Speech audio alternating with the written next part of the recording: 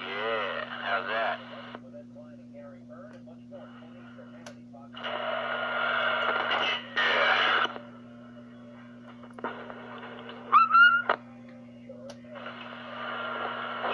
I need a new battery. That's right. Have you heard about the new home storage IRA from Capital Gold Group? It offers all the normal benefits of a traditional IRA, but the big advantage is that you can keep your gold in your possession. That's right, store your gold and silver IRA at home. Call now for your free gold IRA brochure and learn how to claim a gold storage free safe. Call now, 800-200-GOLD, 800-200-GOLD. That's 800-200-GOLD. You have a family member who is getting older and can no longer be safely left alone? Get to know Visiting Angels, America's choice in senior home care. With over 500 offices, Visiting Angels assists adults nationwide to continue living in-home and avoid moving into a nursing home. Experienced, compassionate caregivers provide assistance in hygiene, meals, and light housework. Almost 8 o'clock. Hours a day. Almost. Care you can trust. Check out visitingangels.com. Franchise opportunities available. Visitingangels.com. Hiring people is probably the worst part of my job. Almost. Such a hassle of searching. Sorting through resumes, most people don't have the right experience. We started using ZipRecruiter about 2 months ago. Right from the start, you could tell it was going to make hiring a lot easier. One click and my job was posted to 100+ job boards, all of the top sites. All the candidates changed by next word. It's easy to compare them. We're back. I like that. Thumbs down if I didn't. Classic radio roundup. The warm-up session. Well done. None of that. Yup. Countywide. 441 Countywide Radio.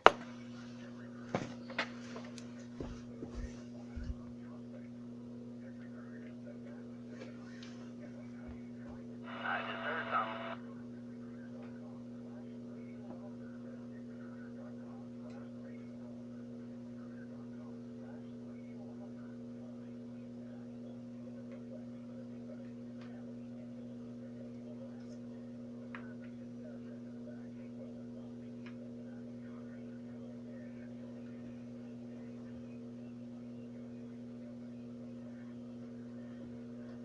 Yeah.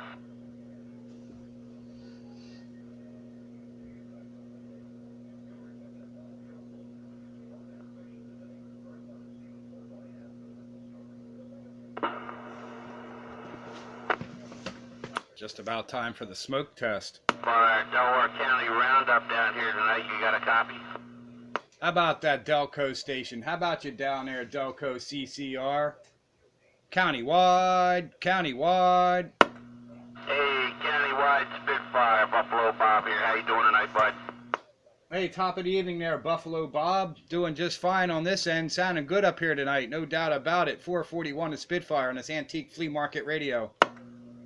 10-4 on the flea market radio. Yeah, there's a handful of us down here tonight so far. We haven't heard you guys yet. Are you by yourself? Sandbagger's in there changing a microphone battery, I think. But it's been pretty quiet. I've been sitting here working on soldering iron projects and hearing you guys coming up pretty well tonight. Right, Joe. Yeah, let's get those street to give you a try there real quick.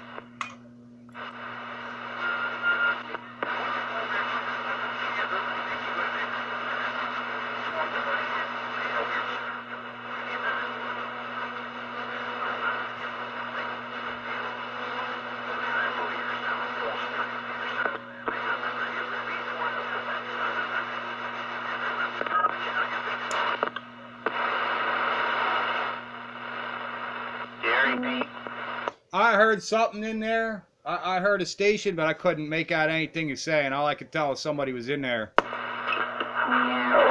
on the Brownie Mark III tonight with trying to box it on his beam, but it's kind of quiet too. Yeah, it is kind of quiet. You're coming up here loud and proud, and I don't have much in the way of noise level, even with the preamp on. So, I like I said, I could tell somebody's there, but I just couldn't tell what he was saying.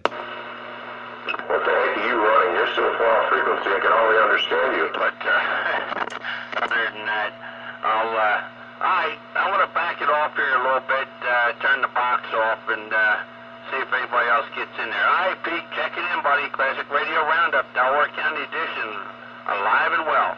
All right there, Buffalo Bob. Hey, Buffalo Bob, you're doing a fine thing. Oh, man! Coming on up in fine style. Catch you later on, Countywide Radio to Spitfire. All right, man, we'll be down here chatting. Well, it must not be too far off because they're hearing me down there in Delco. Yeah, I guess I got wide receivers, but I got to throw my clarifier all the way to the left to understand you. That's terrible.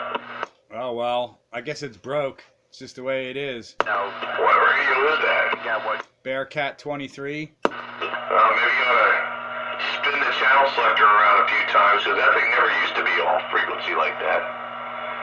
That's something, relatively new, I would think.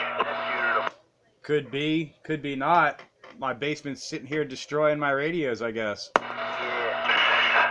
telling you, there's bad juju down here in that basement.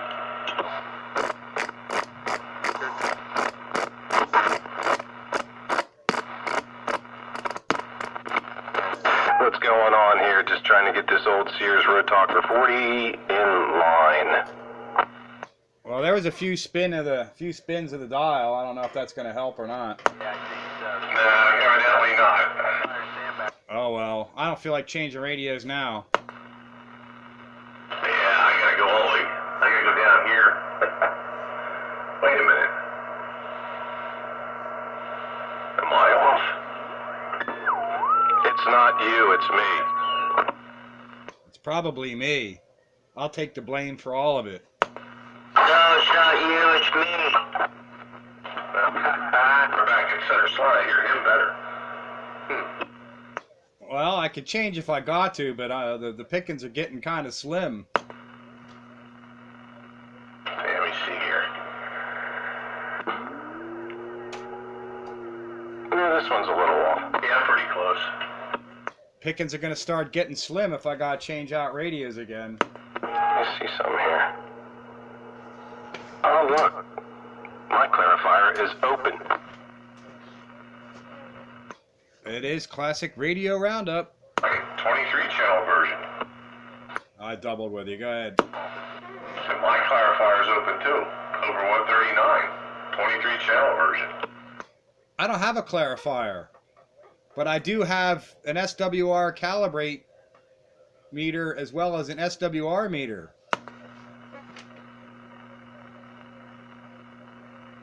Oh crap, here comes that stupid motor noise. Got no noise here. I got shorted bell insulator noise over here tonight. Thank you very much. Somebody's running a motor, and they run it for a long time, and boy, does it throw out some static.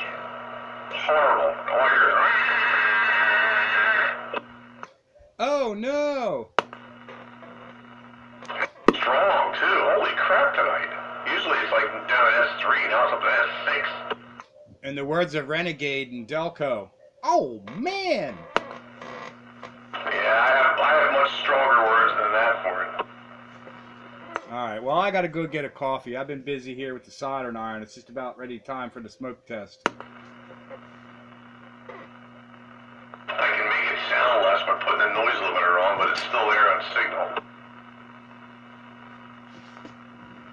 My Telefunken, not the Telefunken, my Normandy is ready for the smoke test. Smoking.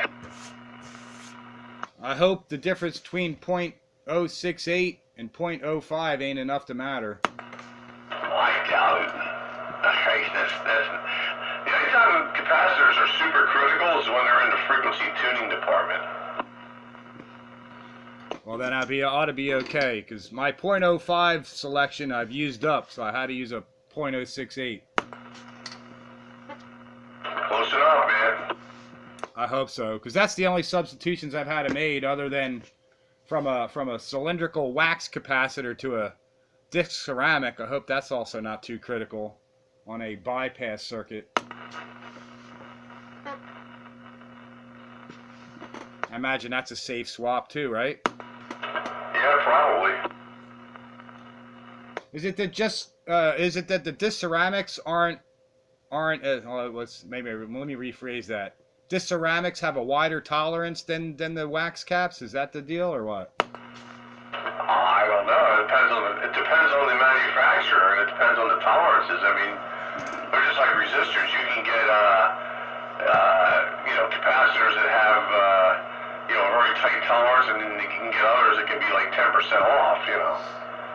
Usually only the ones that are frequency determinant, the NPO jobs and all that, they tend to be a lot tighter. So it's probably not a big deal to go from a cylindrical wax to a disc ceramic. No, as long as the voltage rating is good. Oh, the voltage rating far exceeds, but it was the only thing I had in the value. No, if it's bypass or couplet, don't worry about it. All right, I'm not worried. Just double checking. It's also good information for others who are watching the video gate who may or may not have the same question. Yeah, that's true. You have a cap checker? You might even be out of tolerance already and be close to where you want it to be. Yeah, I have a cap checker, but that's not really the issue. The issue was type. Yeah, I've kind of learned, though, that what it says on there and what they actually are can be pretty far off. The other substitution I had to make was for 5,000 picofarads. The closest thing I had was 4,700 picofarads, but I imagine that's probably all right.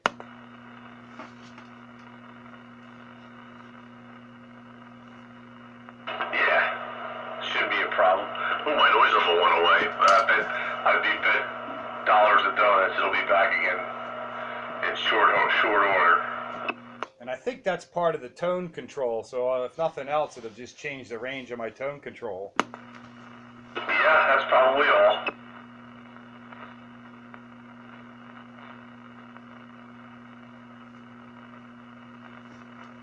I'm feeling pretty good about it. I'd like to get this thing fired up, and hopefully my sporadic static will be eliminated.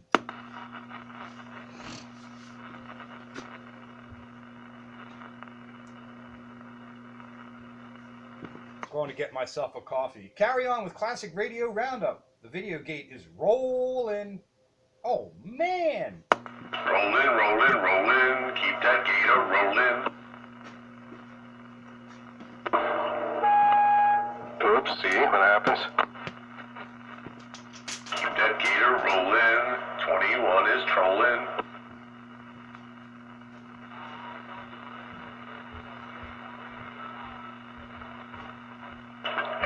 Listening to 27.115 on your AM radio dial. This is Channel 13, home of the Classic Radio Roundup.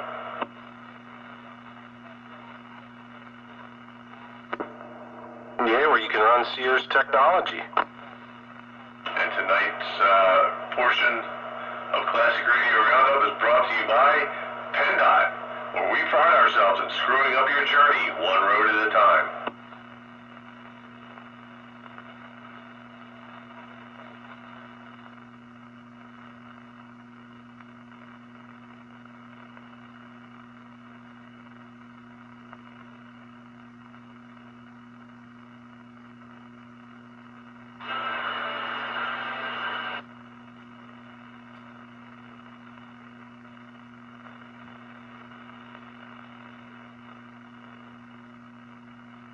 You got everything back from the North Woods up there? Get your boats all back and in storage and all?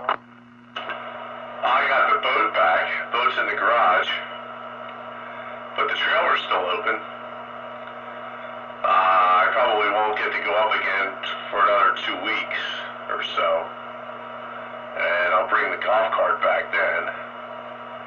And probably a bunch of other stuff along with it. And then I gotta close the thing at some point in October. Yeah, we usually go out one more time during the autumn when the leaves are changing. Well, that's what I'm kind of hoping to do, you know. The good news is so far, a lot of the softball stuff is only going to be on Sundays, which gives me Saturday open, and that kind of gives me a little opening for a little quickie, go up Friday night, come home Sunday, Saturday night kind of thing, Better than nothing.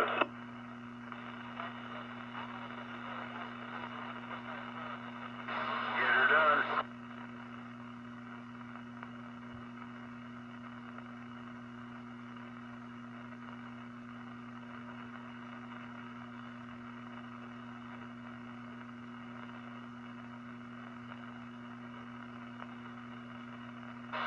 Rolling up on Rocktober, that's our best weather, man. You gotta enjoy that.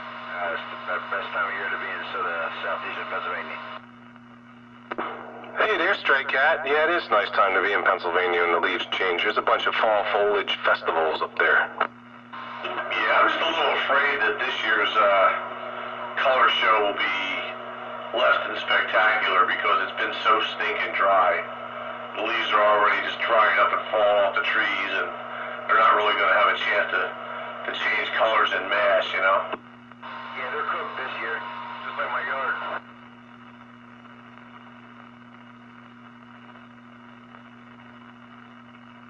Yeah, we got less than 1/10 of an inch today. I didn't get anything. I saw the cloud. I thought, oh, good, maybe we'll get something, but it bypassed this area. I felt a few drops hit my arm, that was it. That's all we got over here, enough to make the gravel wet, and then I turned around and looked and it was dry again. Yeah, that's not really enough to do anything. Live on the cars.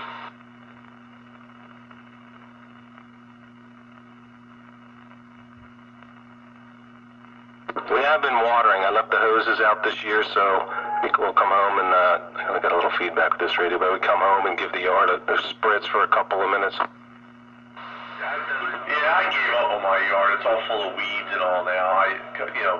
Some years back I used to put the sprinklers out when we had a dry summer and try my darndest to keep the grass from getting brown. And, I had some level of success, but now, the grass has been pushed out of the way by weeds, and I've got bare spots all over the place, and I don't have the time to really look after it, so it's like, you know what, just die already. We went to the Limerick Air Show there. Hold on a second. It went to the Limerick Air Show, and the plane was blowing the grass. We were behind the airplane, and the prop wash blew so much grass at the kids, they thought they were being hit by like soot coming out of the exhaust. Just be glad it wasn't a jet plane.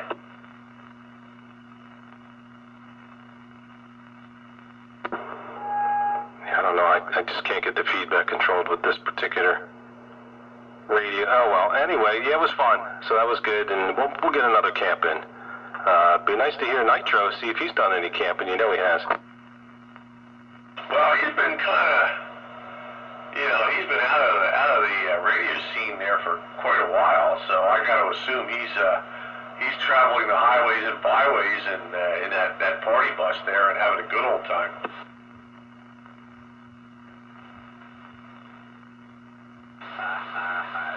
And my noise level's back. Yeah, that could be an AC unit, one of your neighbor's AC units or your AC unit. I noticed our new one does that. I haven't gotten to the root of it yet. I just bear with it for a few minutes. Well, it could be an AC unit, I guess, but probably the blower fan. But whatever it is, it's putting out way more spark gap-ish nonsense than what a motor should. Because my air conditioner doesn't do that when it kicks on. None of the, I can't, even if the wife's running a hairdryer downstairs, it's not this bad. Yeah, our old one did not do it, the new one does it. You need some capacitors on the power lines to ground there.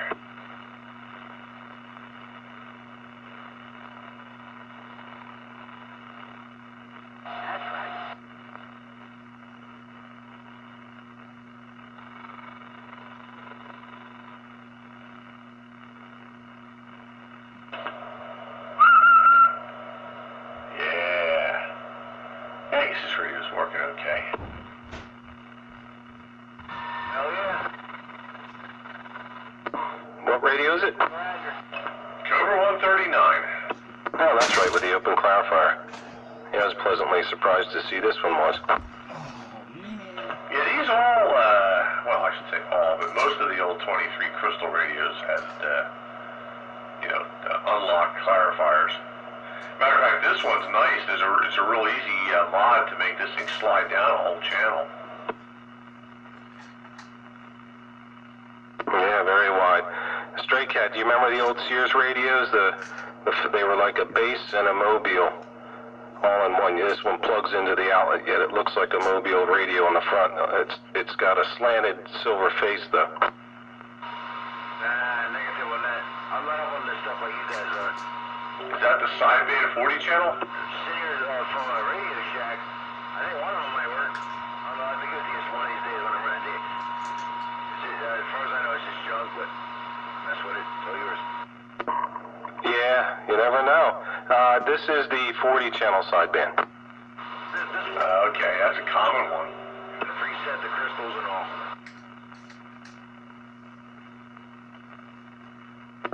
It's a heavy radio. It doesn't have like gobs and gobs of modulation, that's all. Those things are really good talkers though. I mean, if you set them up right. They were real good talkers, but you're right, it's like a brick. Yeah, good road talkers. It's not all that much dissimilar from my JC Penney, more or less. Mobile base looks more like a mobile, but it's big like a brick. Yeah, but that one's got a slanted front though. Mine's shaped like a cinder block. Kind of more like a base in that respect, yeah. Yeah, but I still put it in the same category. It's a mobile it's a base or a mobile that, I don't know, is it a mobile trying to be a base or a base trying to be a mobile? It's trying to be somebody that it's not. That's right. Hello, Stray Cat. What's up, Spitfire? Countywide. Wow! Countywide Radio. What's up, buddy? How you doing, man? I'm not hearing him at all tonight. Yeah, he's kind of low tonight, but I'm hearing him. It's nice and quiet out there. Doing good. Doing good. Living the dream over here.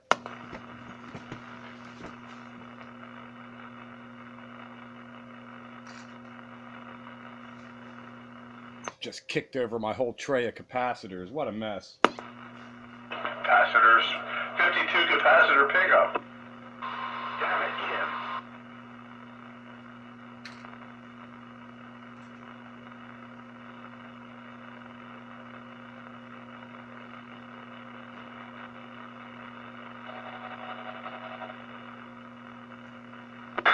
You put them in a sandwich bag and they poke out, like out of the side of the plastic. It's like picking up a prickly pear of cactus. Yeah, that's why I like to use like plastic containers or something. Yeah, I got them in plastic trays, but I spilled the whole plastic tray, and it happens to be the tray full of disc ceramics. They're all poking into the carpet and blending in. Did it make a sound? Maybe you got the recording of it. Oh yeah, you probably heard psh. Damn it.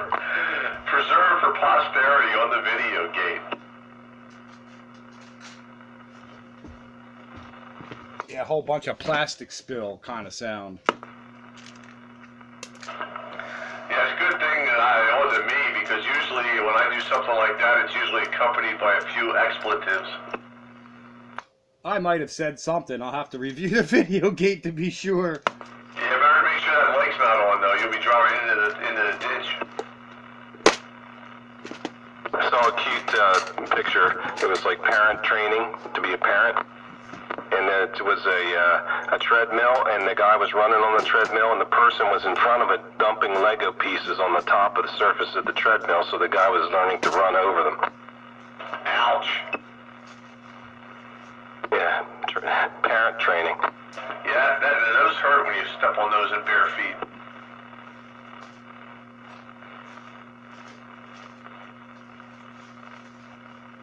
Breaker 19, what's up, Sue? Checking into the roundup. 19. Aha, caught that. This ain't 19. That's right. 13, what's up, Sue? Checking in. Where you checking in from? I'm at home. Oh, then you must have the beam pointed the other way. Oh, maybe I'm on it. No, I'm on the ground plane. I'm on the Barefoot Cobra 2000.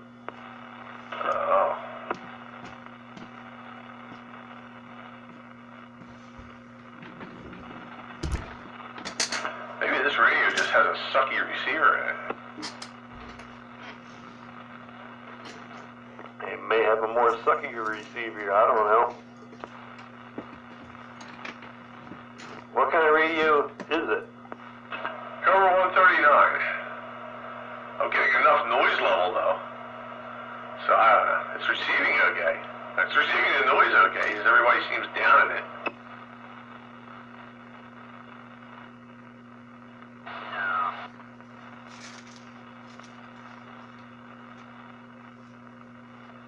What's going on, Skeeter? Doing my rain dance. I know, we got nothing, man. Just a couple drops. And that was it. It's time. It's just good to hear you on the radio, man. When you going back to work? Oh, I don't know, November. Okay, just curious. Sounds good to me. Yeah, everything going good? Oh, yeah. Well, that's nice. That's good. On the men's, man. Sitting around, eating apple pie, ice cream, getting fatter, chunkier. Well, you got to build up a little. Got to build up a little bit there for the winter time. Been out on a boat? No. Oh man, that's no fun. Why, I would if I could get in there by myself, but nobody seems to want to go. Yeah, say you should be able to get some help there. You know, where's the wife? She has no interest in boating. I've never been asked. She has no interest in boating. I thought she was a boater, man. That's what I thought too. Oh yeah, she was a boater until you married her. Now she's like, nah. I think I may downgrade and go with something a little smaller. Oh no. Then you'll get pounded to death in the chop. Well, I always wanted a jet boat with like a 454 in it. Oh. Yeah, I used to have one of them. Oh, you did? How was it? Oh, it was a lot of fun, man. You could do a lot of fun stuff with it, but it had its limitations. Yeah, I know. It doesn't like rough water. But it's nice you can go down to Black Rock and get down to Port Indian, down to Schuylkill and hang out with the rest of them river rats. But they're pretty cool boats. Yeah, that's why I used to run it down to Schuylkill there. And, I mean, for the horsepower and all, I could have probably gone a little faster with a prop drive, but it was fun. I had the adjustable nozzle on it. I could throw the rooster tail up and all. That was fun. Yeah, I never knew what does that. All I know is some kind of diverter valve. Yeah, it's just a nozzle. You can move it up and down instead of just side to side. So it just pretty much looks cool when you shoot a 100-foot rooster tail? Yeah, it looks cool, but it's like a trim. You can kind of pull the front of the boat up a little bit with it, but it doesn't really help all that much with speed. I didn't really notice much of a difference, between having the tail up and having it not. F4. I haven't found a whole lot of those boats for sale, and when I do, they're usually older boats, but they look great. Yeah, they don't make them much anymore. I mean, you want to get a jet boat nowadays, you're talking about one of these little Yamahas or, Sea-Doos or whatever with the Rotax engines in them and, that kind of thing, and they're like, 13 feet long or whatever. And they're kind of fun, but, ones with the big blocks, they kind of went out of favor in the 80s. You don't see many of them around anymore. I wouldn't be too sure about that. I was following a boat back from the shore, stuck in traffic. It was a 21-foot Bombardier with a Merc V6, but it was a jet drive. Yeah. Oh yeah, they got outboard jets too. Those are the guys that just like to fish in shallow water. Well, I would have called it an inboard outboard because it had a Merc V6 and all you saw was the jet sticking out the back, but it was made by Bombardier. And I said to myself, I didn't know they made them that big. How do you know it was a Merc V6 if it was an inboard engine? Because it said powered by Merc V6.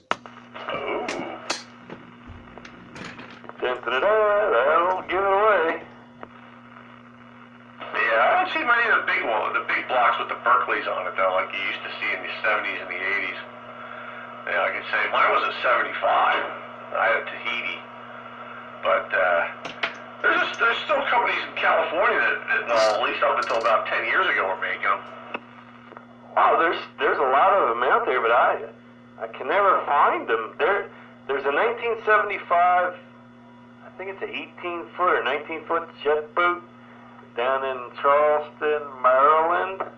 It's red bottom, beautiful silver top with a stripe. But that had a big block on it, but he was a lot of money. Yeah. I wouldn't mind finding an old Sidewinder. I used to like them. There was one of them. I seen a picture of it, but it looked like it was sitting in the river its whole life. And I didn't even call about it. Yeah, the old Sidewinders, they were all metal flake. Really cool looking. Yeah, I don't know the names of the makers or anything, so it's hard for me to find them on the internet. Good grass, it's not growing, you know.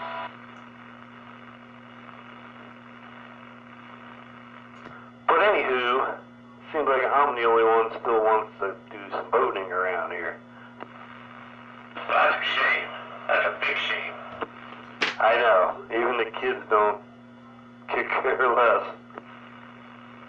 Wow. So I told her, I said, well, I'll get one I can put in by myself, and I'll be the old guy driving up and down the river in a big bed boat. Shame old 05 isn't still around. He'd go out with you. I'm sure you would. So we'll see.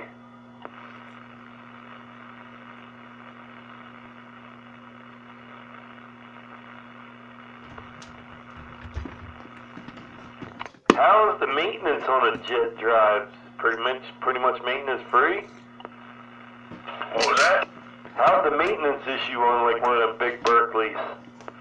Not a lot of maintenance. I never really had to do much of anything. I mean, you got gear oil in the jet pump, which, you know, I guess you change that like you would an outboard. You know, every year or an IO, you know, every so many hours you drain it out and put new in there. Other than that, man, there's like the other thing you got to worry about is the seal, the shaft seal, because what a lot of people do is they'll put the boat in the water and they'll notice that it's dripping, and then they'll try to crank the seal down and stop it from dripping, and then they burn the seal up because the seal is lubricated by that drippage of water, and you gotta let it drip. Drippage of water when you take the boat out? Yeah. You know, that's the thing. It's one of those things where you're always going to have a little bit of leakage into the boat. If it drips a little bit, then that's okay, because that water is what lubricates the seal when the engine's turning. And if you don't have a little bit of water seeping through, it'll burn up.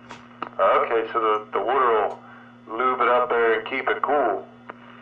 Yeah, pretty much. 10-4. Well, I'll have to keep that in mind. Yeah, I learned that lesson the hard way. I cranked mine down a little too hard once, and it started to smoke. Or The good news is the seal isn't really hard to replace. I think it's almost like a packing seal, like you would on a faucet. okay. So what do you just like pull the jet drive off, pop the seal out, put it back in? No, you don't even have to do that. It's inside the boat. And you just pull the little plate that holds it, and I believe it's in 2 halves or something. You don't even have to separate anything. 10-4.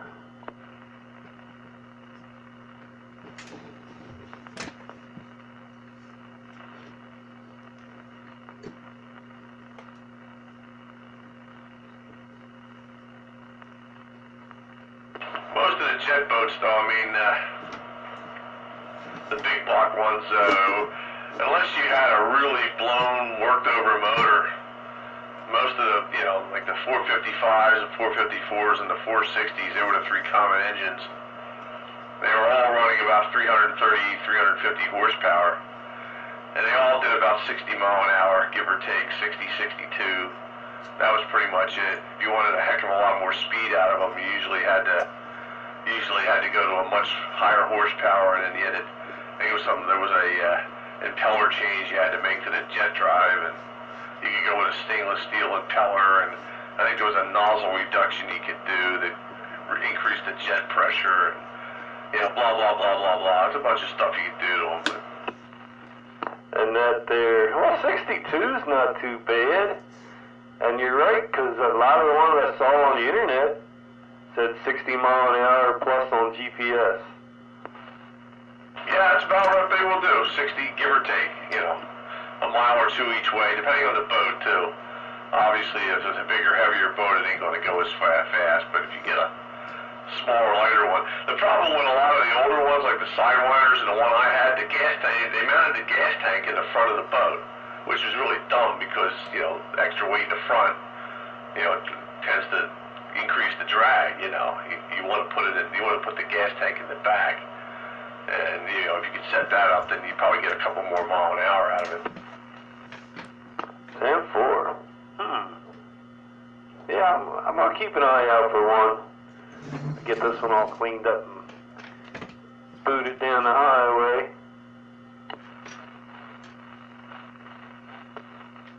You remember the regatta down there in Port Indian? Yeah, I haven't had one in years, I don't think.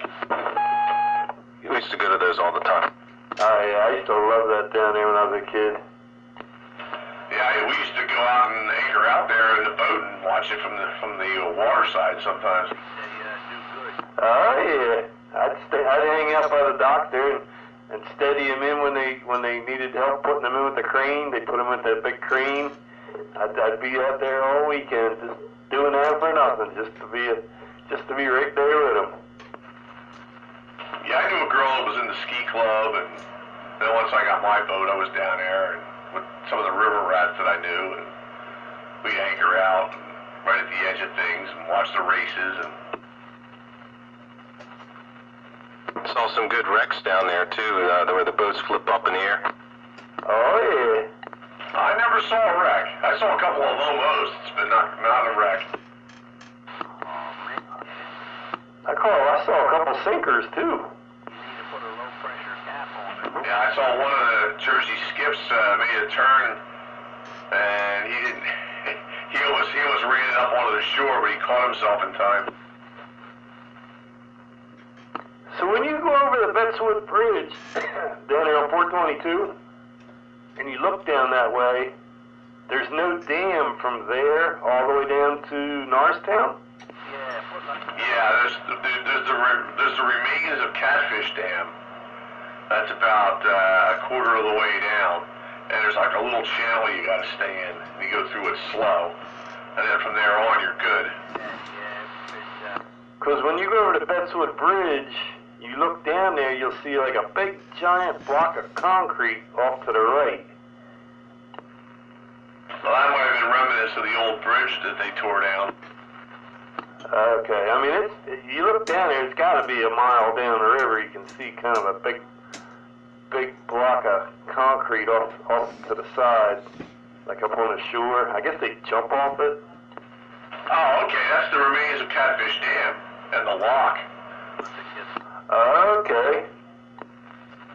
Yeah, there's a big wall. It's like a brown color now, I guess, but people fish off of it too.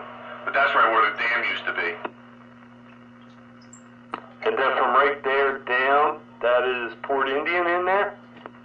Yep, from that point, once you get below Catfish Dam, it's all Port Indian. And there's some shallow spots you gotta watch out for in different places. Right where there's a creek there that comes out, and it's kind of shoaled the water a little bit. And it's only maybe 3 feet, or in some places a little less, so you gotta be careful. You gotta know what you're doing down there. Of course, if you're in a jet boat, you're in better shape. You won't have anything hanging down the head, but we used to hang right on the tip of Barbados Island. That's where everybody used to anchor and hang out, because it was only like maybe, 2.5, 3 feet deep, and everybody would just stand around waist deep in water and talk all day, drink beer and, whatever. Yeah, I can imagine that. They do the same thing down here in the Delaware. There's like an island out there by the airport. They all hang out there. Oh yeah, there's places all over, you know, down the Jersey Shore there, north of Barnegat there, south of Tom's River, there's Tice's Shoal. That's another place that shallow people hang out. Down the Chesapeake, there's a place over there by Havre de Grace where it's shallow people beach their boats and hang out, or Ordinary Point. Yeah, there's a bunch of places.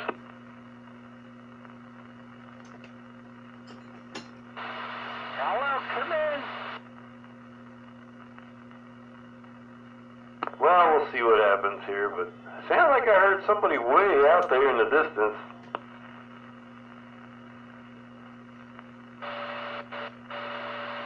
Hello, come in. Sounds like the original operator. Who we got out there? Is that you, operator? Well, I wish I had a bigger radio. I believe it's Ranger. I do hear Mr. Dave, he's the shortest or the latest one on the band. Countywide is on the radio. Who else is sandbagging? Countywide. Hello, operator. I heard him a little bit. I don't know if that's him. He identified himself as such. I must have missed that part.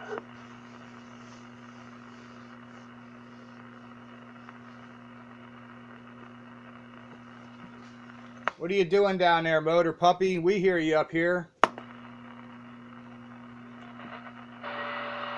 I do want to thank you there, Countywide.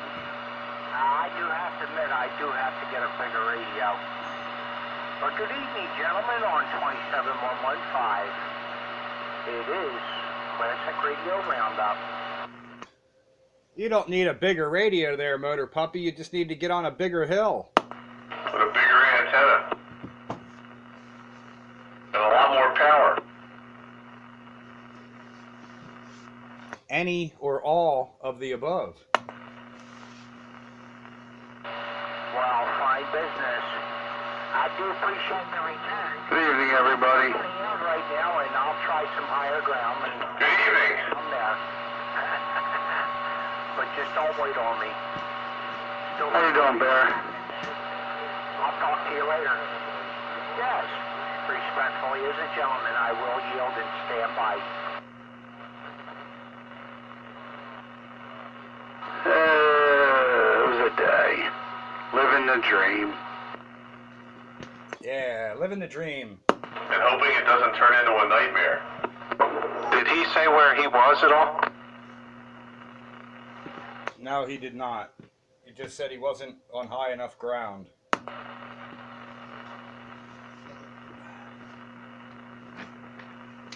So me and you the only ones in here, Bear?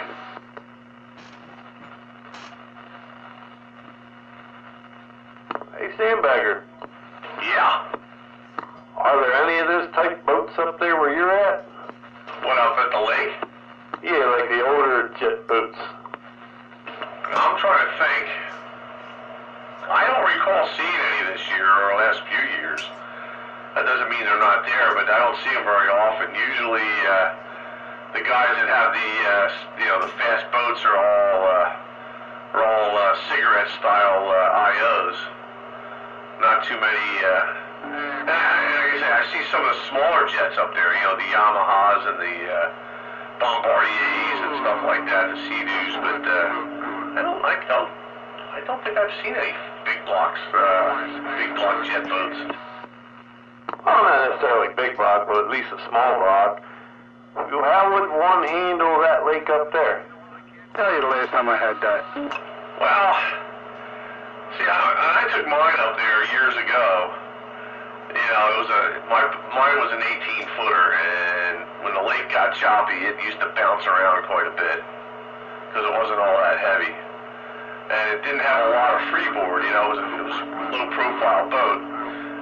Every now and then, you know, a good wave would crash over the bow and come right up to the windshield. Well, actually, I didn't even have a windshield, but the hull was molded up almost like a partial windshield. Once in a while, it would come over and lay right in your lap. Oh boy. But the Sidewinders were a little better. They had a little bit more freeboard to them, and they had windshields and all. But mine was real low, man. It was it was a real low profile. Oh boy, yeah, all the ones I've seen like that sat right there in the water. I mean, you could put your arm out there and dangle your fingers in the water. Your meter. Are they the ones like were in the James Bond movie? Yeah, that's pretty close. They were jumping over the jetties. Like 10 bar. Just slide across the land and into the water on the other side. Yeah, I think that was Live or Let Die. Units are cool. And mine had over the transom open headers too, big chrome headers. Oh no! You're not allowed to run then up at Blue Marsh. No, you're not. Yeah, they're definitely verboten up there. I am Cornholio. Unless you put baffles in it somehow. I think they didn't want them because of if you can get burned on them easier. Yeah, I don't know. I thought the reason had to do with noise, but yeah, I got hassled a couple of times down at Betswood. The Fish Commission was down there, and the guy was telling me he was going to bring his decibel meter down there. And I'm like, look, dude, man, this is the way it came out of the factory. Ain't nothing I can do about it. Streak doing today. I didn't modify it. This is the way it was sold. You can say, we'll listen to you.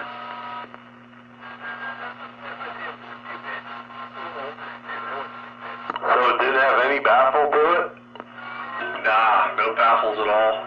Every now and then, it would backfire and flames would shoot out. That was kind of cool. Really? You know what? I have not watched the weather forecast. I've been going by what Rick and George have been telling me every morning.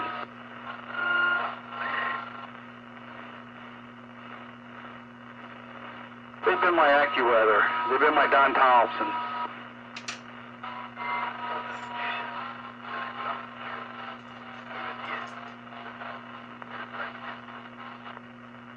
Yeah, I don't have any video of that boat, though, because that was way before our video. A couple of years, anyway. We need rain bad. Got pictures of it, though. What color was that one? It was like a metal flake, like an aqua blue, and it had silver in the borders of it. It was a neat two-tone color scheme. They had some pretty nice, I guess, gel coats like that with that metal flake in it back then. They were real nice colors. Yeah, metal flake was the big thing in the 70s, you know. And you had to be careful, though, because you left them out in the sun too much, the clear coat would bake out of it, and then you'd have all this rough metal flake, and you had to get it all refinished. I don't want that, Bill. Man, that's probably why that... No, unless you're a good fiberglass guy, you know. She probably got all liquored up on... Oh, man! Game of Huzzy in my backyard. I hear this guy. Oh, no! Oh, those guys are coming in here loud tonight. Yes, sir. Countywide. I already said hello to Buffalo Bob down there tonight. Snow Street gave me a holler, but I couldn't really hear him. I can hear Bob, but that's about all I can hear. Although my noise seems to be calming down a little bit.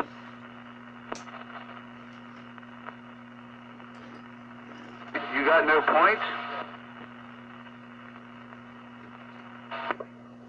Not here. I got 4 pounds. 4 pounds all night. Some kind of insulator.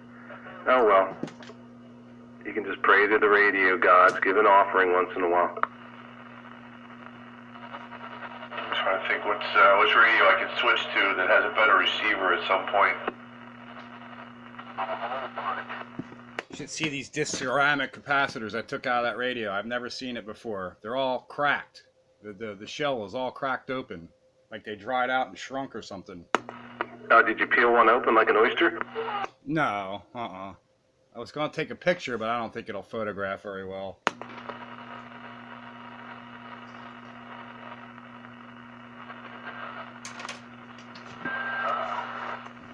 I thought it was a dirty hose standoff. I'm sorry, dirty doze, dirty ho-doze.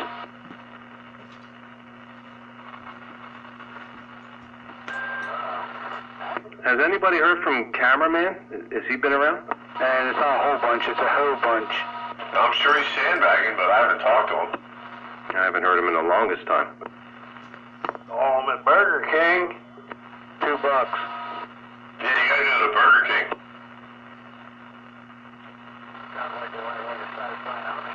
I haven't heard him for the longest time. Someday and drop in. Go on, just say.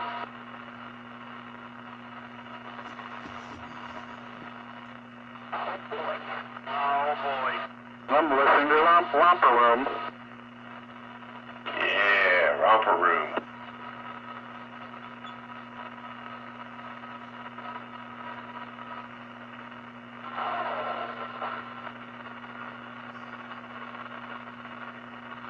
Anybody want to touch that one? Not with a 10-foot pole. Somebody tapped them with power scooping? What? Can't you go blind on that? We got tapped in.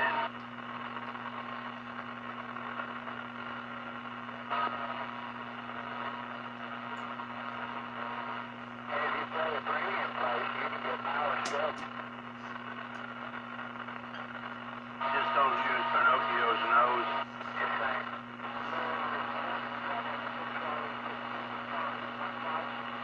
Can't you go blind on that? That's what Mama said.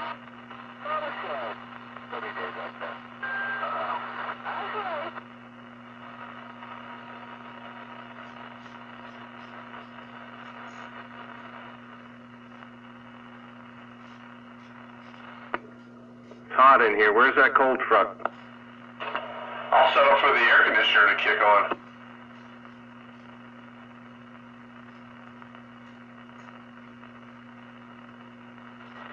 The problem is the thermostat's downstairs where it's nice and cool, so it's not running all that much, and then this room gets hot. I think it is cooler outside. I'm going to open up the window. It says it's 75 out there. That's not much difference in here, though. I don't start opening the windows until it's at least lower 60s. Otherwise, it doesn't really make much difference. That's right. Takes too long to cool the house down. Yeah, you ever been in your house late at night in a cold winter's night, and it's like really the temperature really drops and the house starts creaking, or you hear like a big section of your roof like shrink real quick because bam. Nah, the only thing I can remember is when the Dougville winds kick up in the winter time, when you get to 50 and 60 mile an hour gusts, and I can hear the siding shaking and everything else. A little tighter in the waist.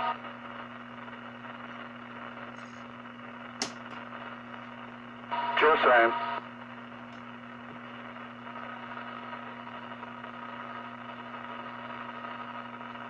So let's see, we got Skeeter, Sparky, Pete, and I. Who else is out there for the Classic Radio Roundup tonight in the local area? Don't be shy. Don't be shy. Can you get my microphone unhooked? They call me number 7. Number 7 there, Bagger. What's going on, Dave? How you been? It's been a while since I've been around. tell. You sound like Charger. Oh, is my echo that turned up, huh? Yeah, you got too much echo and not enough carrier. I know you have something, not enough carrier, so wait, this is, which one of these is the carrier?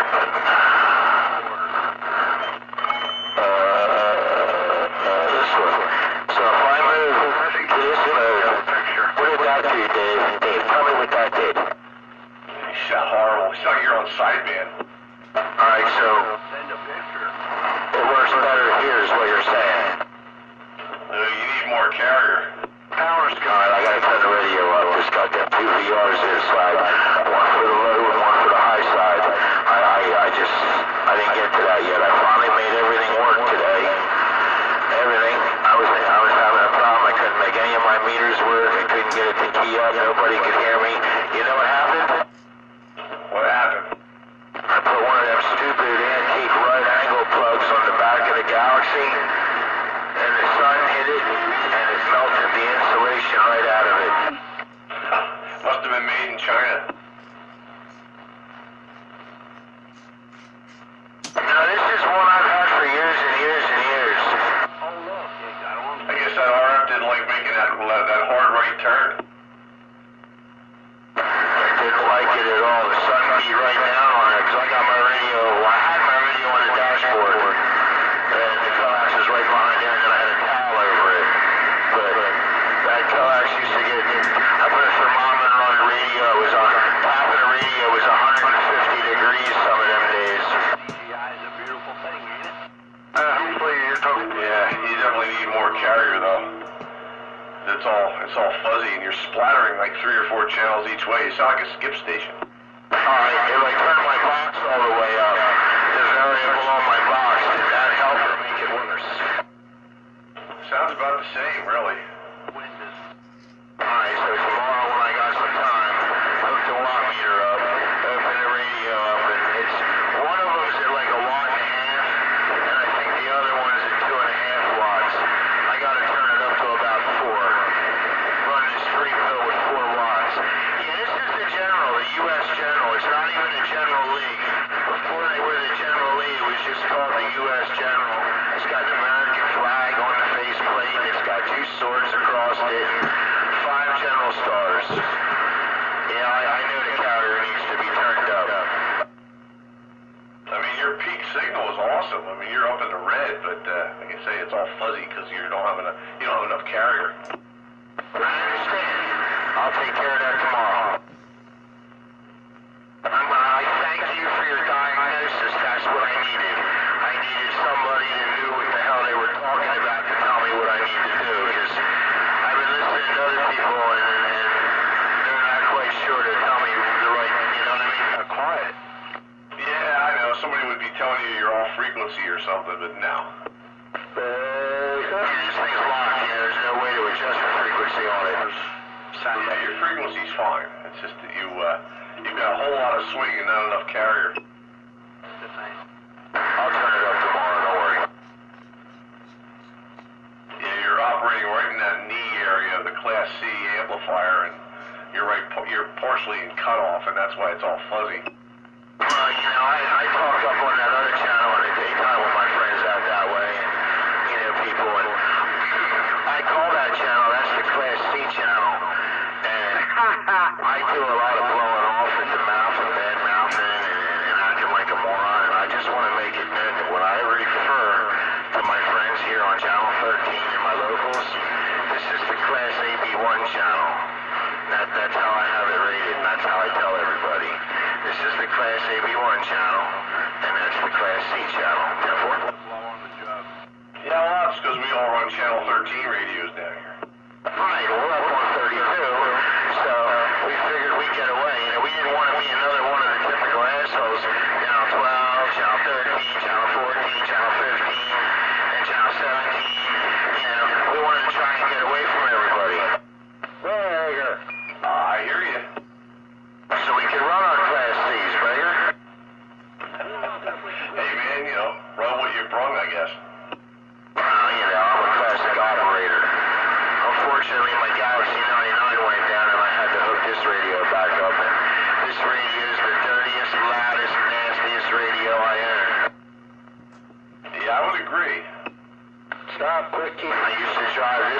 Juco I had with the 27 that they made M80 like that. Breaker acknowledged. Donnie just driving back to, I'd go to the Wawa, 724 in Kenilworth. Then I would drive through North Coventry by the mall. Then I would drive back to my house and either get on the bypass or stay on 724. I'd be up on 32 yelling and screaming and poor night train, man. There was a breaker out there. All right, then let him go. Go ahead, breaker. Hello, everybody. Tickle, checking in from... Get out of here, man. I just wanted to come in here and say good evening, time to be on. I did that, and I thank you for your diagnosis, and I'm going to get out of the way and let the band play on. Number 7. Dave, everybody have a good one. I'm 10-7. I'm clear. Get here. All right, Leisure, good to hear you. Tickle's out there. Go ahead, Tickle. No, I want the break now. No, you want to give it to me. I'm worried. Where are you at? Hilltown. Copy on the Hilltown. Yep, Tickle in the Mobile, checking in on the roundup, and good to hear Leisure. Oh, Leisure, if you can hear this little mud duck Mobile. It might be like New Streak. I don't think he heard you, Tickle. Oh, well. Hello to everybody out there. I hear you, Sparky, but I can't hear Tickle at all. Okay, you gonna get on the base station later, Tickle? Possibly. I gotta see what time I get back to the home front. All right, 10-4. I heard you out there in Hilltown. Moving and shaking. Yes, sir, yes, sir, yes, sir. Tickle, we ride this side quiet. Is that what they... See, you had a bunch of sandbaggers in there. Only the sandbaggers know.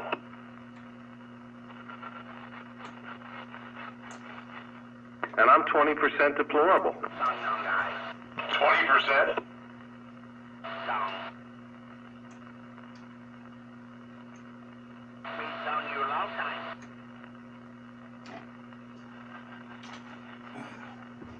He long dong. That dong or song? Dong. That's long duck dong.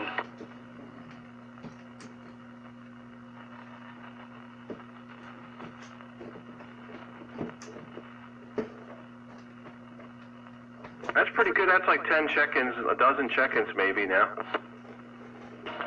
I didn't realize we were up that high. Yeah, you had the motor puppy down there, and, Stray Cat over here, he checked in. Oh, that's right. Yeah. Guys I can't hear, I tend to not count. That's why it's a network of relays. Yeah. Like the ENIAC. Say that one more time. Wasn't so damn warm, I'd fire the Browning up. That at least has a nice receiver. Yeah, they're ruining. Yeah, I apologize. I've been struggling through a 5-pound noise, motor noise, off in the distance kind of thing all night. I just roll with it. It is what it is. Anything cash for clunkers, Honda and Toyotas are... Well, I noticed that one's only about S1 now. 1.5, but, just about everybody that isn't local is down there in it, too. A couple of guys from Delco are about S3, maybe, but... Yeah.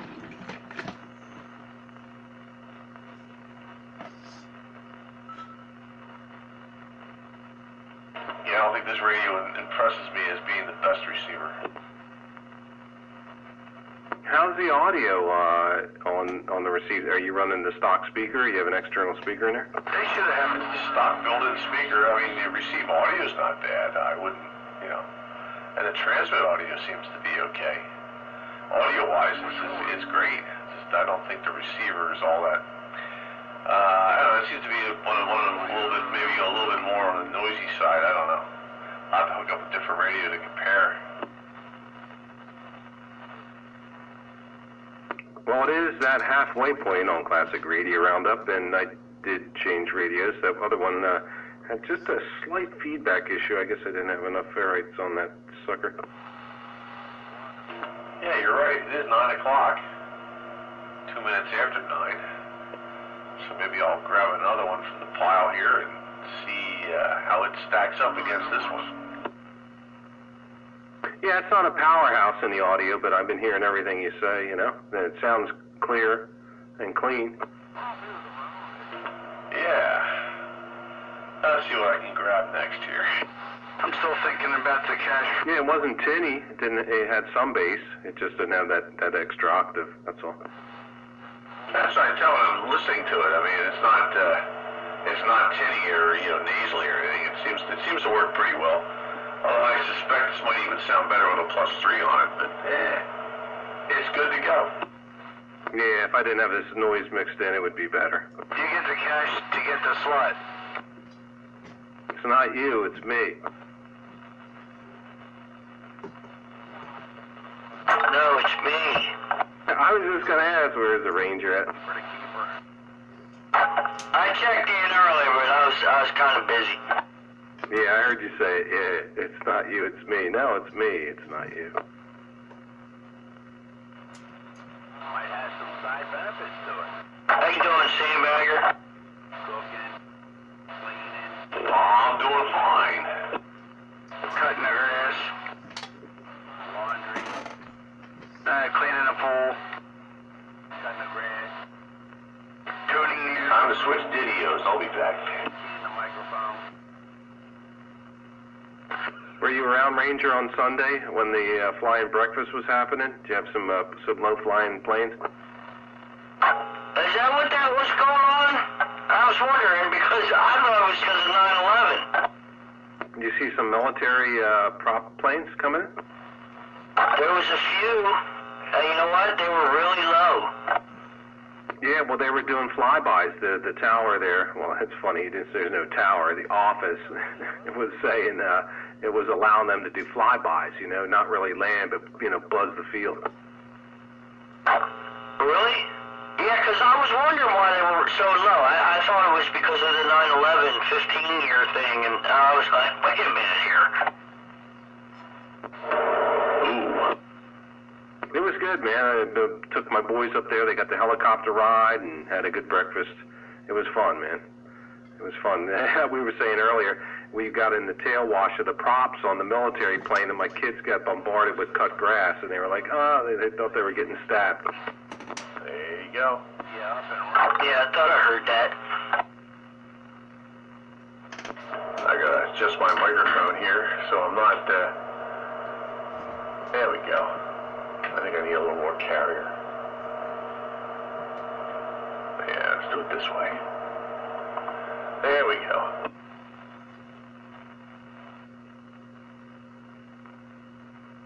Yeah, it can be like number 7, turning all the way down here. There we go. Yeah. I can't do that because I'm not Class C at all. That. No, you were trying to get the carrier down. Yeah, I can get the carrier down, but it doesn't do that fuzziness because it's not Class C. It's linear all the way down. The heater, or are we talking about the owner? Let's see here. That's all the way down. That's all the way down. Yeah, it gets that edge on there. I mean, these are still turned on, but I know what you hear in there. There. Yeah, that's all that fuzziness. Anyway. Yeah, and you bring up the carrier and it goes away. This radio, I know has a good receiver, but I'm still hearing noise level, so I guess it's my local noise. It's not the receiver's fault, not the radio. Oh, Roger. I can just barely hear you, Rick. Although I hear the Delco guy's a little stronger with this one. There you go. That's a little bit better. Yeah, they're doing the same thing. They're doing the same thing we are, dialing around. Yeah, I've still got about a 1.5 noise level on this meter, but the Delco guys are giving me 3s on the other radio. Now it's closer to a 5 on this one, but meter linearity will probably change.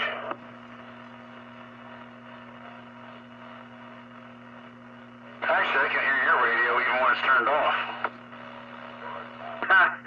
That's funny. Yeah, right.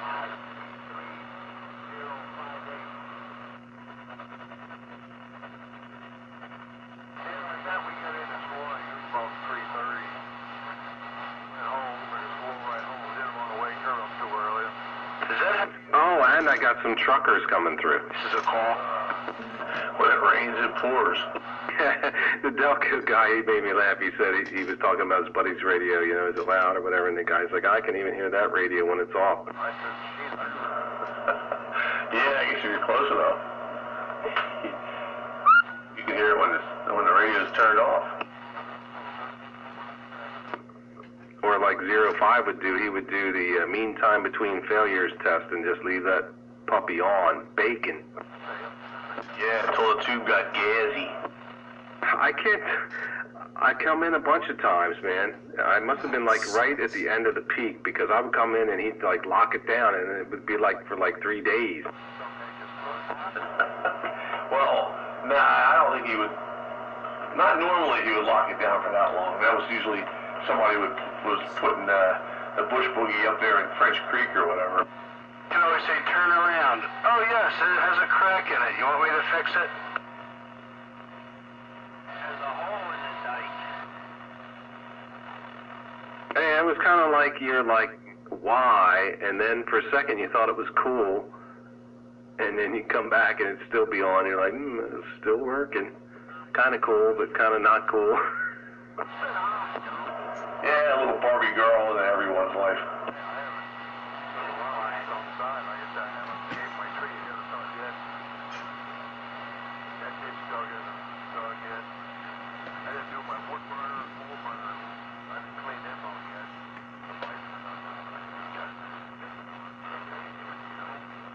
I got some Canadian truckers coming through, eh? Take off, eh?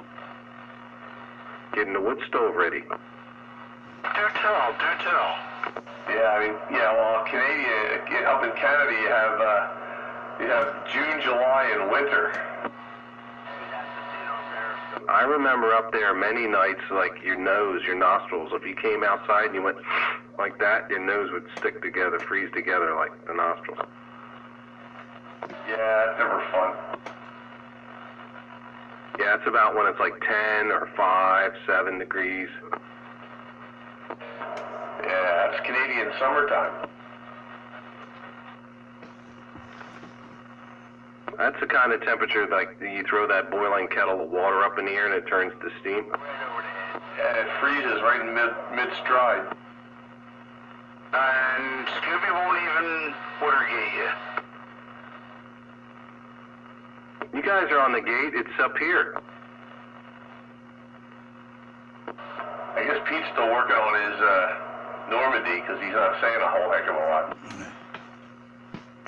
Yeah, it didn't work out so well. It's no audio coming out. It's working because the tuning eye is tuning on stations, but I hear no sound. I'm like, oh man, oh man. No audio coming out, that's never good. Does the speaker like even make a click sound when you turn it on? There's a little bit of a hum in it, and that's it. I'm like, what the hell did I do wrong now? Oh man. Well, if it's got a hum a little bit, I mean, coming out of the speaker, there's voltage somewhere. Oh, you hear Yeah, but the volume knob ain't doing nothing. pounds? Make sure your detector tubes are in. Please. Dirty tube sockets. No, it's probably something that I did. Yeah, because it was working before that, right? Yeah, Yep, it was. it's more than that. I think there's somebody from down south. Well, and I guess the obvious answer is that it's either something you did, or it's another victim of the gremlins in the basement.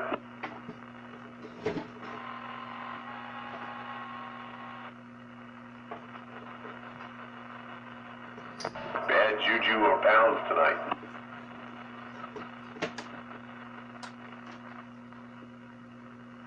Subterranean saboteurs. Something in there. I'm not happy about it. Now, I would be happy either, but I doubt whether those cap values you changed that weren't exact, I doubt very highly that that's the problem. Roger. I thought it was Monday. day of the week? 8 days a week. Yeah. Doing a little Beatles there.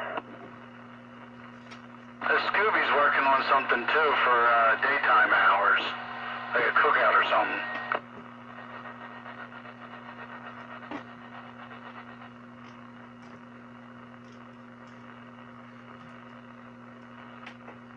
Oh yeah, I'll bring some stuff.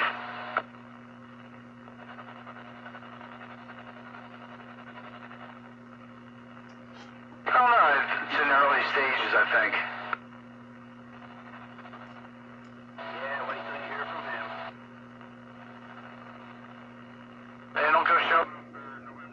Spitfire, did you keep the old components? You know, you take a picture sometimes, I'll do that. Make sure you don't land it in the wrong spot. But I'll keep the old components, and if I put new ones in and it doesn't work, I'll put those old ones back in. Well, that's not going to happen. Right where? Yeah, it's almost like you would have been better off doing one at a time, you know, but of course you weren't expecting this to happen. Oh, what, the parking lot?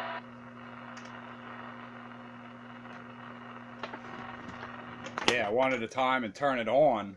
I did do them one at a time, but I didn't turn it on between each one. But, you know, I mean, I pretty much paid attention to what it is that I was doing. Obviously, I missed something. Well, I mean, you could troubleshoot this by seeing your audio amp works by sticking an audio signal generator on the wiper of the volume control and seeing as if you can get some audio out of the audio amp, and then you can say, okay, audio amp's fine, and then you got to work backwards then.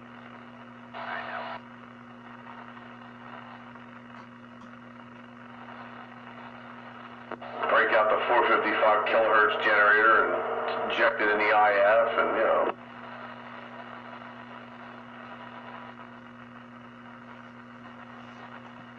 Well, I was really hoping to call it good and move on to the next project, not spend more time on this one.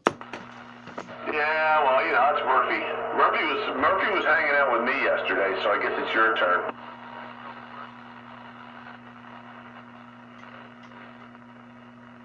You know what? I don't think I've heard. I got a new cable modem, and I was trying to install it yesterday. I had all kinds of trouble. I finally got it working, but it was frustrating.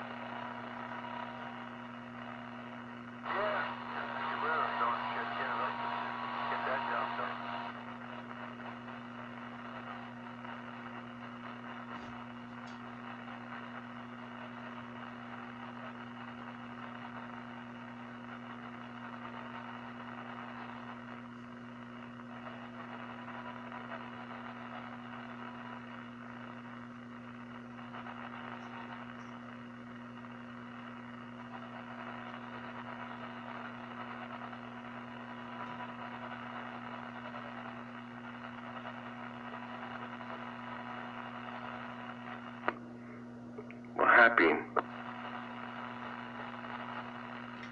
Silence is deadly. I went out to make sure the son was working on the homework, and I come back, I was like, Oh, get that homework done. No slacking now. I have to crack the whip.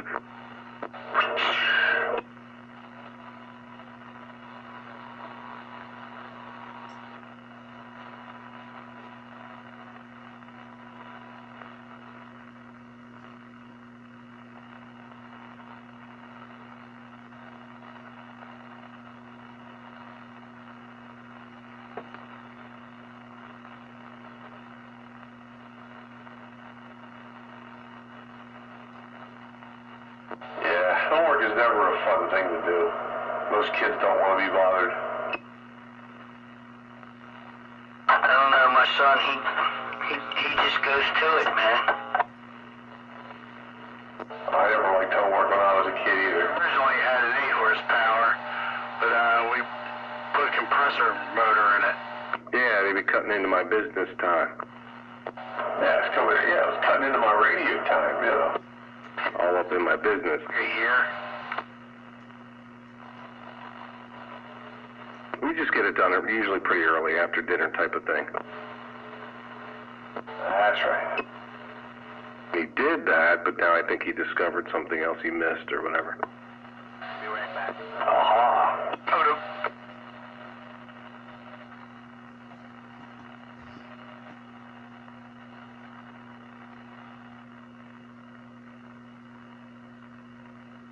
And my Briggs and Stratton little go-kart or little mini bike thing, we used to use that to go to and from our friends' houses. Some of my friends live like 3-4 miles away. Hey, they're talking about mini bikes down there. All right. Yeah, Briggs and Stratton powered.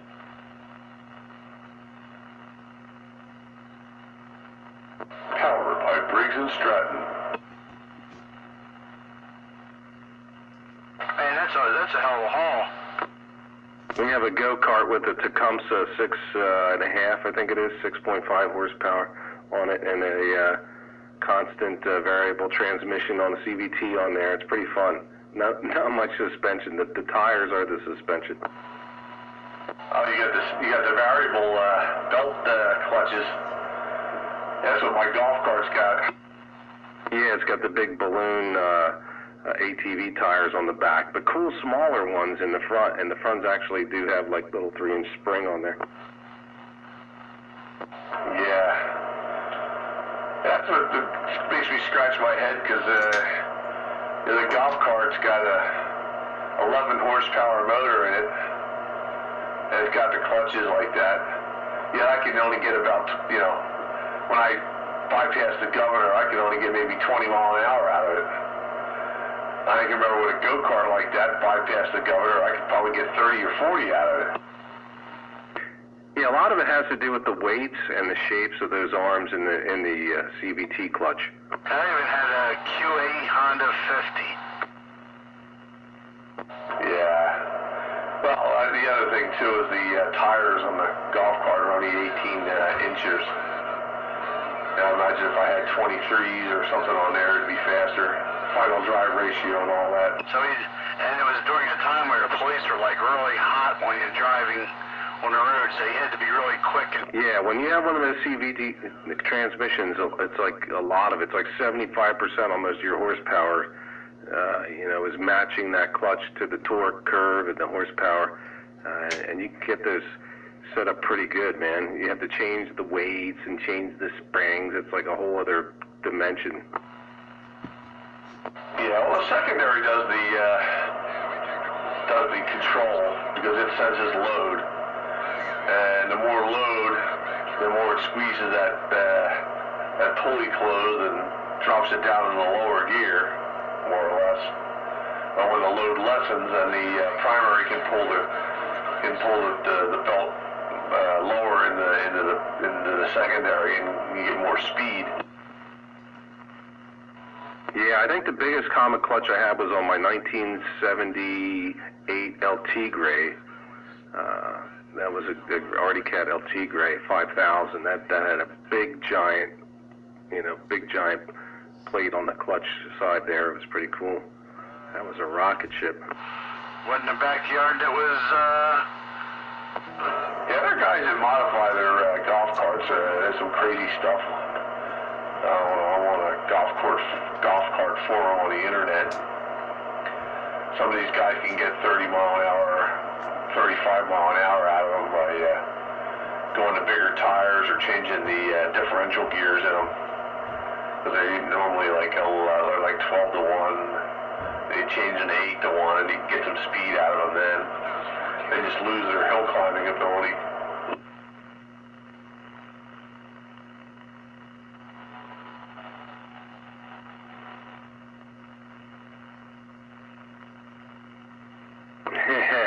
I remember a couple of my friends had one. I actually had the prior go-kart to this. I had a prior go-kart I got with a mini bike. It was a two-for deal.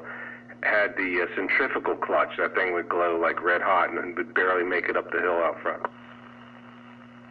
Yeah, that's all we ever had on the go-kart. go-karts and mini bikes we ran when we were kids, just a regular shoe clutch, centrifugal job, single speed.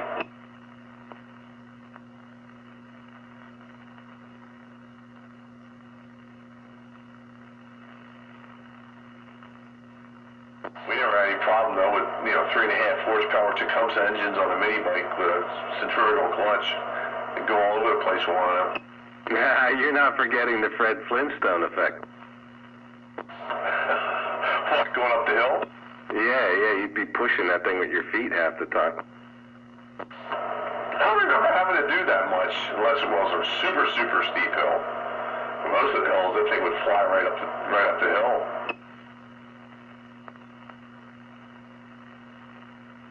Yeah, you didn't want to touch that clutch though. Got in there tonight? No, the friction would make that pretty hot though. They still sell them at Tractor Supply. Oh, do they really? Cool. Yeah, they're in Harleysville. They have one little go-kart section that has like 3 items, some drive belts for the Comet clutches and the centrifugal clutches. I bet you could order the Comet from them, but they didn't have one on display. What's up, guys? What's going on, Ed? Yeah, I got a couple of Kevlar belts for the golf cart. They're high-performance belts. Yeah, help it run cooler. Well, at least it's some say. Yeah, they do, and they don't wear as quickly. Mm-hmm. Yeah, because those CVT clutches get hot too. They're air-cooled. Oh. Yeah, they can get hot, especially if you push them hard.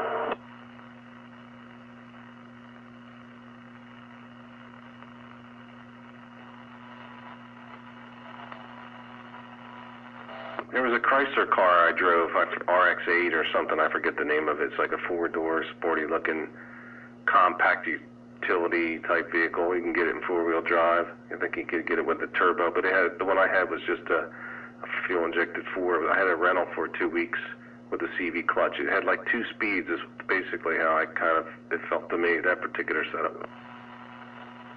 Well, there are some cars out there with CVT transmissions. Ford had a couple in there for a while. I don't think they make them anymore, though. I guess it didn't go over really well. And I think Subaru might have had a couple.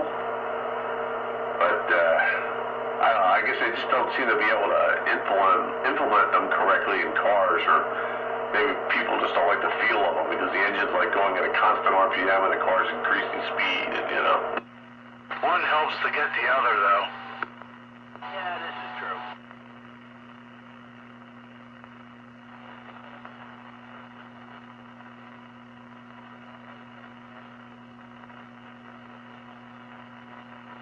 Yeah, a lot of your ATVs have that set up.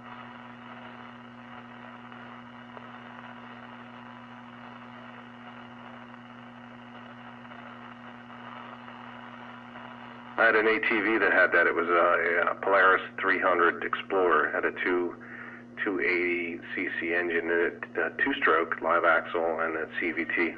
That was pretty cool. You date the same kind of girls I did. Same kind of feel like a snowmobile, like point and shoot, and then it just goes.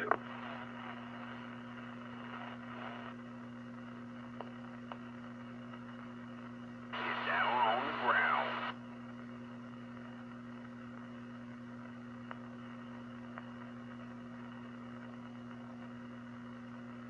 Now they frown on 2-stroke, right? Even my weed whacker's 4-stroke now.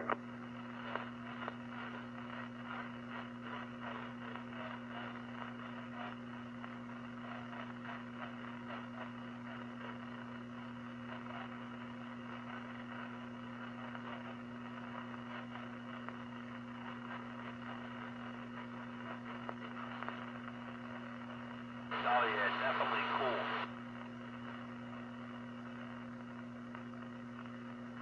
You were probably the only one on your block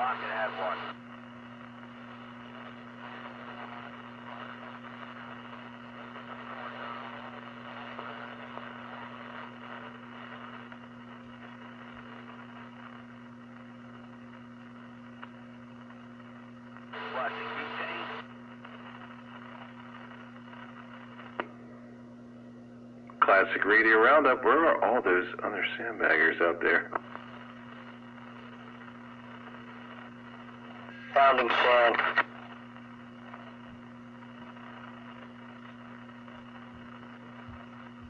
Yeah, like Hawkeye.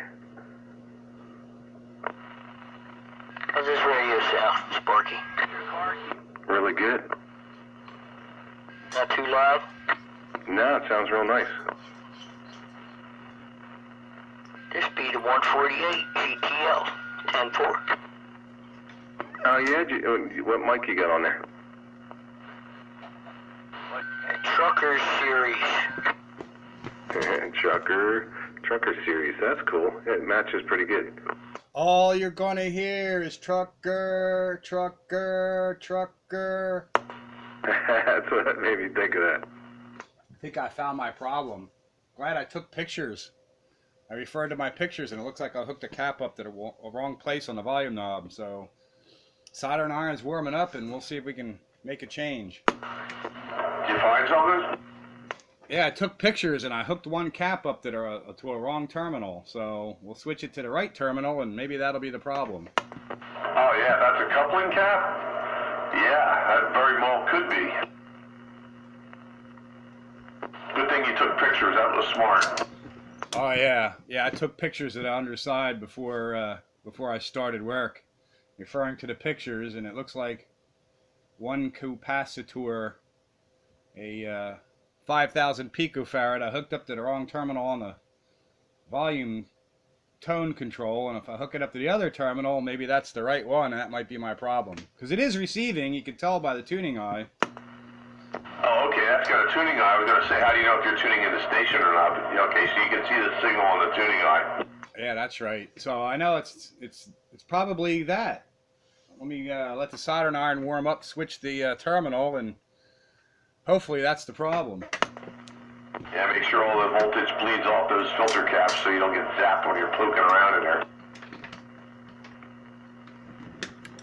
It's so handy to have these cell phones and take pictures. I just took pictures, you know, just for future reference, and boy, am I glad I did. Yeah, well, that sounds like the kind of problem, especially if it's around the volume control, because if you put it on the ground side of the pod or something like that, you know, it's not going to make connection. It sounds like all your RF stages are working because you're tuning in stations, and chances are, I think if you were to take a screwdriver and touch it to the center terminal of the audio wiper of the volume control, it would probably buzz through the speaker, and your audio is probably working. It's just that your connection between the two isn't there. Yeah, I can't really tell which is which because it's a gang thing, you know. Well, it's actually the treble control, that one. The treble control and the volume, and there's 4 terminals, and I put it on the opposite side. So let me put it back where it belongs, and that should be the problem. Keep your fingers crossed. Fingers are officially crossed. Aye.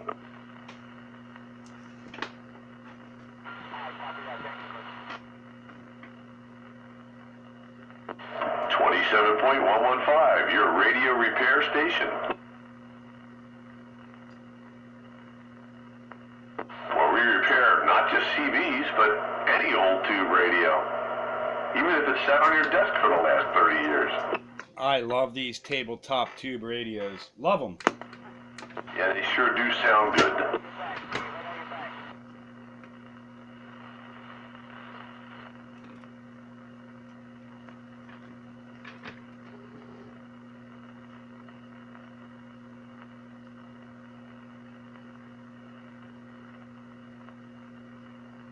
Alright. Radio station 104.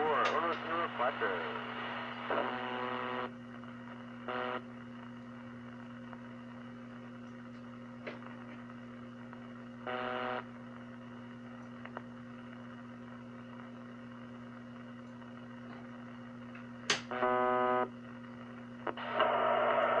Oh no, somebody's got a buzz on.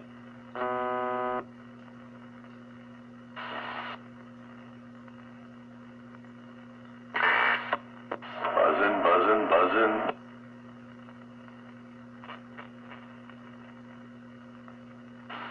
Okay, that's a lot better now. Yeah, that's more better. Yes, and this is more better than that. All right. Yeah, how's it sound now? As they used to say in the old days, 10-8 and straight. Much gooder. No. There's no gooder, only better. More better. Better. That's right, the most, the bestest. Yeah, that's right. Best Orestes. You know what the other issue is? There's no alignment instructions for this thing, and then there's 1, 2, 3, 4, 5, 6. There's like a slide out underneath the radio for alignment with 6 adjustments there for easy access, but they don't tell you what any of them are for. Well, that doesn't help. Not even in German. You're stinking. So I guess I'll have to put on the signal generator and tweak each one and see what happens. Are these all coils? Well, look like coils well, there's 3 of them are coils and 3 of them are like either variable capacitors or variable resistors. I ain't sure which. Okay, well, if the regular IF cans and RF cans, I would feel comfortable just aligning it for best signal, but some of those others, that may not be, you might get it all out of whack. 3 of them are coils and 3 of them are, I'm assuming, variable capacitors. They could be variable resistors, but it's like they're put on the bottom side of the chassis with a slide out drawer for easy access for that purpose, although they're not labeled. Like, you could help me out a little bit. Not in the schematic or nowhere, not that I can figure out, because what's the schematic's all in friggin' German. Can you smell it? Well, the schematic should show all the coils in the circuit, but I guess if they're not labeled to anything that corresponds to what you're seeing there in that tray, it's not going to do you much good. Taste. It's going to be like a turn it and then see what happens on each band, I suppose. If nothing happens on that band, try another band. Yeah, you gotta be careful though. You could get yourself out of whack and not realize it. Well, you turn it and you put it back to where you started. Throw it up on the roof. Yeah, that's what I mean. You gotta make sure you do that, because you could be adjusting it on one band and it's really affecting another band and you won't know it.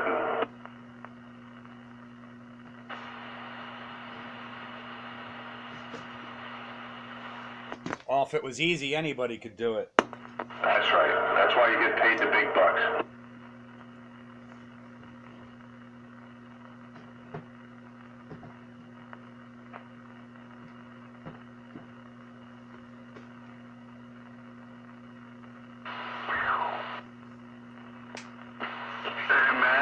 Yeah, the battery in my D104 finally completely died. I had like no difference between all the way down and all the way up. That's how I knew it was bad. Thankfully, I had another spare battery. I guess I'm gonna have to go out and buy myself a fistful of 9-volters. Damn, things are getting expensive. They used to be really dirt cheap. Now they're expensive. Funny is when the cop comes up, 3-pack of Duracell, $15. Yeah. 3 packs of batteries. That's $5 a piece. Using the hot dog. He taps on the window, goes, "What do you want?" I mean, I used to spend like 99 cents for them. Not seemingly that long ago, but I guess it was. Okay, guys, I'm back in here, and I think I'm having a ground issue. How do I sound now? Like you did before. Mucho grande better. Roger that. Okay, and how about now? 1, 2, 3, 3, 2, 1. Audio. Well, bear in mind, I'm not looking at the meter, so I don't know if your signal changed, but the audio sounds the same. Okay, excellent. That's all I need to hear. Thank you, sir. Certainly. Certainly. Certainly. Oh, nice guy. Drop the vernacular. Testicular.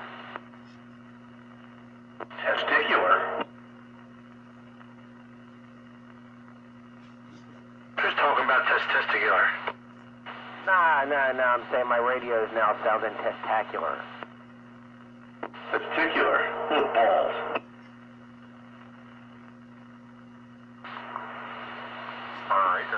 I think I'm having ground issues, man. It's like every time I turn my radio on, that issue happens. And then I gotta turn my power supply off and back on. Or not my power supply, my amp back off and on. Then I gotta turn my my EQ off and back on. Like one at a time, I gotta turn them off and on. Until finally everything starts working properly. Yeah, we got a breaker. Got a breaker? Grease monkey. I know you're talking about my broken radio. Oh, there he is, the monkey full of grease. Hey, Roach. Yeah, something's screwed up there. I mean, you can hear it, I'm sure. All done exchanging clutches and, you know, all that other good stuff. Yeah, for the most. Negative, I'm gonna have to look that up. Off manifold gasket. What's this next? It's a new challenge every day. Yes, sir, yes, sir. Oh, I don't like them challenges at all. Well, there must be another issue besides that. Damn it. You and figure out what's going on. I'll be back so I'm not screwing people up. What was that, Pete? Your capacitor changed it and fixed it? No, Balls. Or should I say testacular?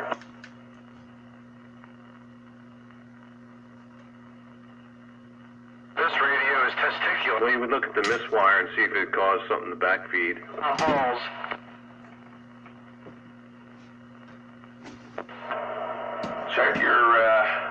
Check all the wiring on there to make sure that you didn't disturb something and maybe snap a wire by mistake when you were poking around in there.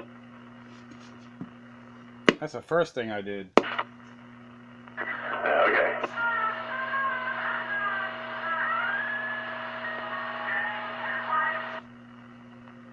Daughter duty.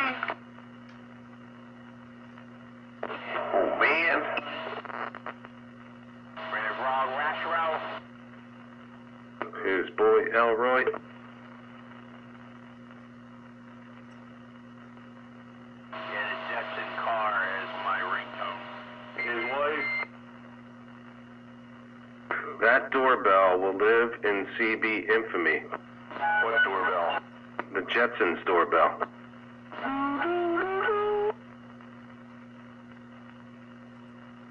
What is the ringtone? I don't think. Is that the ringtone you just played? Yeah, wait a minute. Oh, no.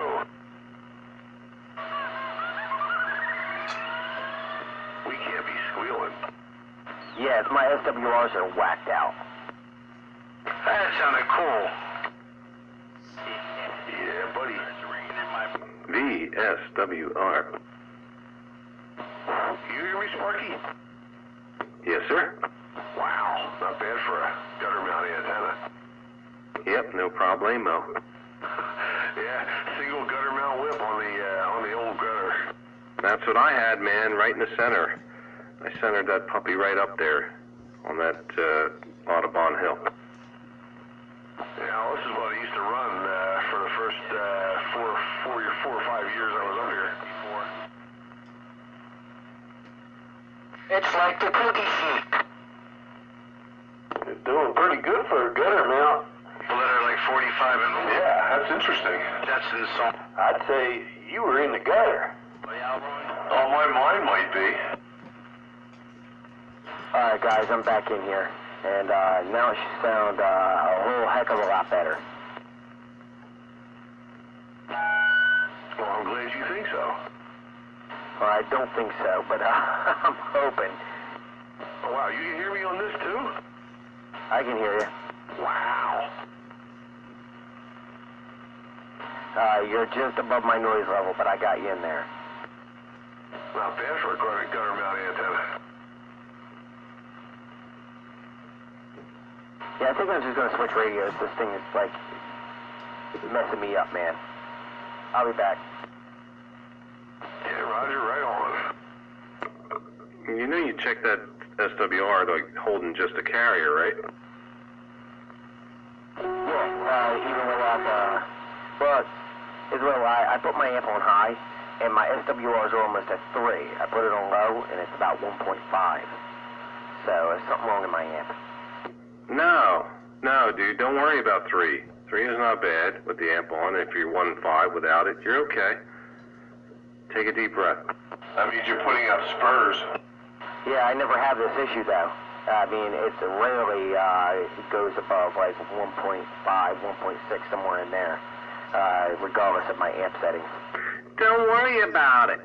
Yeah. If your yard jumps up like that when your amp's on, it means it's putting out spurs out of band. And the spurs are reflecting back because the SWR, the frequency of the spur is bad. So you got some crap harmonics or something going out of it. Yeah, roger that. You think it's in my amp, though? Most likely, yeah. Well, I bought it secondhand, and it's probably like 1980s. So it's probably about time that it got serviced. Yeah, that's common. A lot of amps will do that. They're not real stable. Well, this is a professional build. It's a Palomar 500. And, you know, I mean, it's not like a home build or something like that. Sometimes the jumper in between, the length of the jumper in between, because they're an untuned amplifier, they're not really tuned. Like you put a 6-foot jumper, then you try an 8-foot jumper, then a 10-foot jumper. Oh yeah, roger that. Yeah, but that only affects the SWR between the radio and the amp, not the amp and the antenna. Right, but yeah, it was something required with a lot of those Palomar type amps. Yeah, a lot of the old tube amps were like that. People used to do that. They would try different length jumpers, and basically all you're doing is fooling the SWR meter in the radio, because you really can't change your match by varying coax length. You can only change where the standing waves fall. Yeah, no, that makes sense, and I always had that theory also. You know, even with like antenna tuners, are you actually tuning that sucker, or are you tricking the meter? Well, an antenna matcher will transpose the impedance and put it where it's supposed to be. But I mean, you're only making the radio happy. You're not changing the antenna. The antenna's where the match is, so you're just making a bad match look good. Right, and I don't like making bad matches look good. That's like polishing a piece of crap. It's still a piece of crap, you know what I mean? Yeah, but it actually does help. I mean, I've already taken a tuner and taken an antenna for like a 2-meter antenna. And I've loaded it up on 11 meters, and with the tuner in it, it actually, puts out a halfway decent signal. Without the tuner, it doesn't do squat. The match is horrible. So there is some benefit to it if it's really out of line. Yeah, roger that. And I do have a tuner I got to hook up. And, I was hearing you also in there, Sparky, and roger that.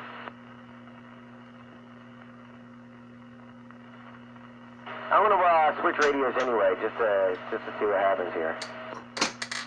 Okay, roger, right on.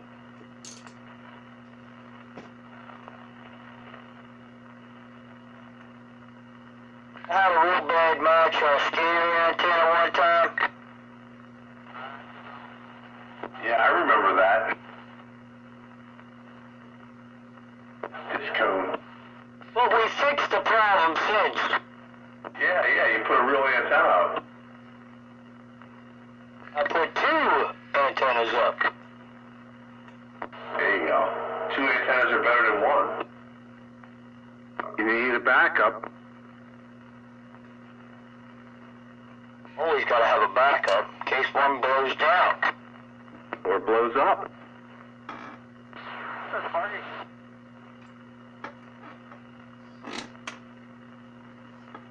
Get down and get funky. Coming to you from my gutter mount dipole.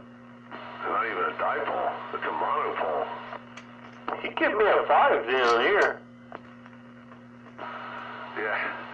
Well, it's a little bit of help with the power, at least. It's the ICOM transmitter, but hey, 30 watts into a gutter mount. Roger, right on. How long is the antenna? It is a 102-inch whip. Okay, it's definitely doing its job. Not too shabby. Yeah, I got a flat match. 1-to-1. a gutter mount? Hey, Bob. That's how long the antenna is.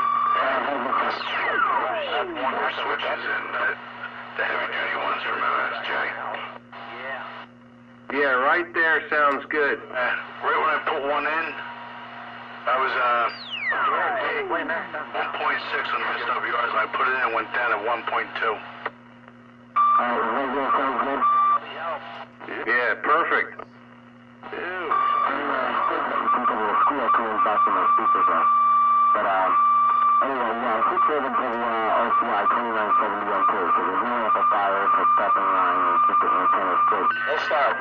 Right. If I didn't know better, I'd say that was the old 05, because I remember him sounding like that. Come on now, don't let him know. That's not right. Take a picture of it. Yeah, take a picture, it lasts longer. No, as long as you monitor the temperature, you'll be all right. Yeah, it's getting jazzy.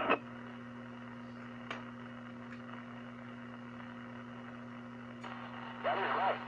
That is right.